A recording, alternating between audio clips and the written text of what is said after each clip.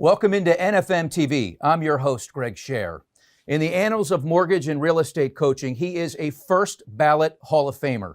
In 2020 alone, his organization coached an astounding 318 millionaires. One of his students recently told me, and I quote, "He's the Bill Belichick and Nick Saban of mortgage coaching. He doesn't tell you what you want to hear. He tells you what you need to hear." Joining us now from CORE headquarters in Cornelius, North Carolina, is CORE founder Rick Ruby. Rick, thanks for being with us on NFM TV. Hello, Greg. I've watched a lot of your NFM TV. It's spectacular what you guys do. Well, I appreciate that. We're long overdue to get you on here. Of course, you've made a tremendous impact on this particular organization, NFM, when you came into our lives many, many years ago. 27th year of coaching. And the fire, I know, still burns so bright. Why? How? Why are you still so into this? When I came up, I had a purpose to accumulate wealth like all salespeople do. And then at a certain point, when I felt I had accumulated wealth, I changed my purpose to helping others accumulate wealth. So my purpose in life is to help other people accumulate wealth. So if it wasn't a purpose, Greg, I wouldn't do it because it wouldn't be that fun. Well, I know that one of your many mantras is focusing on how to make money, save money, and give money away. When did you come to the realization that those three things were so important and integral to what you're doing? So I think you have to work really hard, make this money, save this money, give them money away. I believe charity is between 3 and 10%. So I make my members pick a number, either give 3% or 4% or 5%, whatever the number is, stick with the number. So we save 20, we give 1% away. I think it's a really good basic philosophy. So I think for me, Greg, what people have found with me is they all know everything that I say. Like I don't say anything that people don't know. The difference is, Greg, I do it and I make my members do it. Well, I did speak to several people that are in the program prior to sitting down and talking to you. And one of them said point blank, the reason that he would follow you into the fire is because not only do you speak it, but you do it. You're getting dirty. You're in the trenches. There's nothing you'd ask of someone else that you're not yourself doing. I think that if you are a servant and you care about others and you lead by example, you will be the authority, don't you think? Like you look like Oleg and Jane and Daniel Sa and Brian Pintar. You've got some great members of mine at your company that are just killer examples of how to have a good business, how to do it right. I want to take a time out here and actually play an excerpt of Oleg talking about the CORE just a few weeks ago and what it's done for him in his career. I joined the CORE about 7 years ago. The group of people that make up the CORE, the coaches, they're brilliant. When I started in the CORE, I was doing about 15 million a year in volume, and within a few years, I was breaking 100 million. And it's a phenomenal company. Now, he mentioned in that little snippet also that the CORE is not for everyone, that you really have to be at a place in your life where you are prepared to surrender. What's the message you have to people out there that are watching this, that are thinking, wow, do I want to get into this? How do I know if I'm ready to surrender? I think you have to ask yourself, am I exploding or stagnant? If I am stagnant, I am doing it wrong. If I am exploding, I'm doing a lot of things right. So I think you have to look at your career and say, listen, I've been in the business 3 years. I'm growing 20% a year. I'm doing great. If you're not growing 10 to 20% every year, then you don't have the right plan or the right accountability or the right competition. It's kind of like companies. I love NFM. It's one of the few companies that I recommend because David wants people to make a lot of money. And that's the main reason me and David are aligned. He wants his people to do well. I want people to do well. What can you tell us about what you've learned about leadership?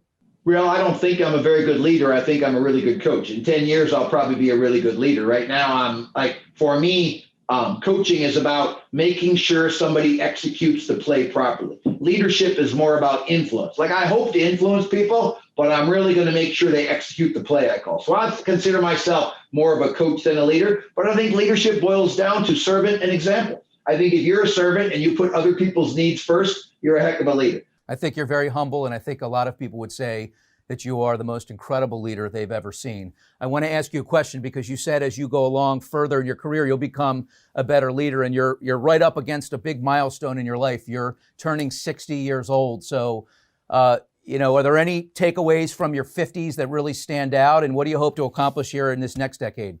I think that production until I was 50 coaching and leadership from 50 to 60. I think 60 to 70 will be more leadership.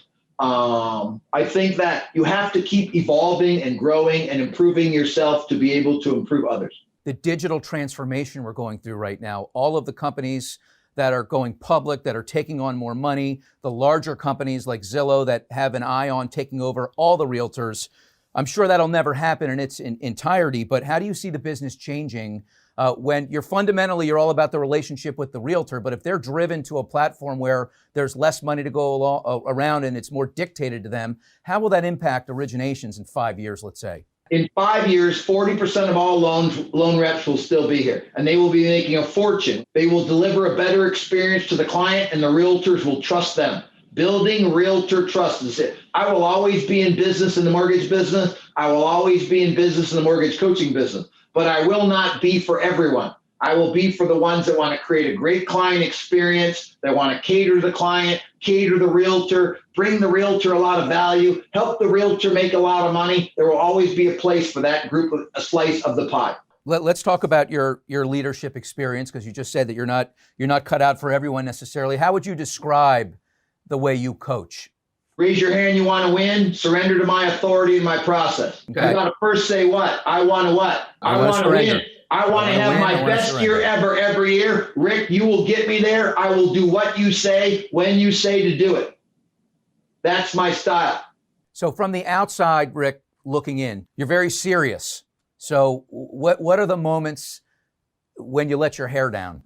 I bust my butt till 5 o'clock and then I run home and enjoy my life. I got a koi pond. I got a vegetable garden. I like hot rods. I wrench on my hot rods all the time. I spend a lot of time with my wife. I walk the dogs. I don't travel. I don't go to fancy restaurants. I live a very simple life and I love it. Love it. But I will tell you this, I'm very intense. Very, very, very intense. I live hard. I love hard. I laugh hard. I have a great time. I do all this for my purpose, which is to help others accumulate wealth. I think God wants you to have a purpose to change the planet. You're also tremendously generous. The Corps has donated roughly $20 million to various charities. Our 500 members gave away $20.7 million last year to charity. I thought that was the best fact that we accomplished was the amount of charity we gave away. That's in 1 year, 20 plus million. 1 year, $20.8 million, the 500 Corps members gave away. As you look back on your illustrious career, certainly none of us are perfect. You've had some missteps, as we all have. Is there any one particular thing or misstep that occurred in your life or your career that you learned the most from, that people can take something away? I think that for me, I think that not catering to my staff early on in my career was a big mistake. And in the last 10 or 15 years, I've really learned that you're only as good as the team around you. Like I used to think I was like some maniac warrior that went out and did everything by himself. Now I'm all about the team. So I think that it's kind of that funny thing about an athlete. You can be a great athlete. Michael Jordan was a great athlete. When he became a great teammate, he won championships. I think the only reason I've won championships and I continue to win really good numbers in my branches and really good numbers in my coaching and have great success is because I have learned, honestly, the hard way to have a great team. In terms of coaching programs out there, you're clearly the leader, but what does set you apart from the rest for those people that are looking at the Corps and potentially other platforms? I think that my coaches are all experts in the business. I think I use data analytics better than everybody else. We have a greatness tracker to track your calls and your visits. We have a lead tracker to track your leads. We got a pay log to track your closings. We got a P&L format to track your profit and loss. We got a personal budgeting system. So I use data analytics in my coaching. I'm not really much on small talk. So for me, it's like, how many leads did you get? How many did you convert? Where did the leads come from? So for me, coaching is data analytics. That's our style of coaching. Rick Ruby, we can't thank you enough for the impact you've made on this company and the time you've spent as a guest here on NFM TV. Thank you. Welcome to do it. See you later, Greg. Bye. Greg Sher here on NFM TV. We'll see you again next time.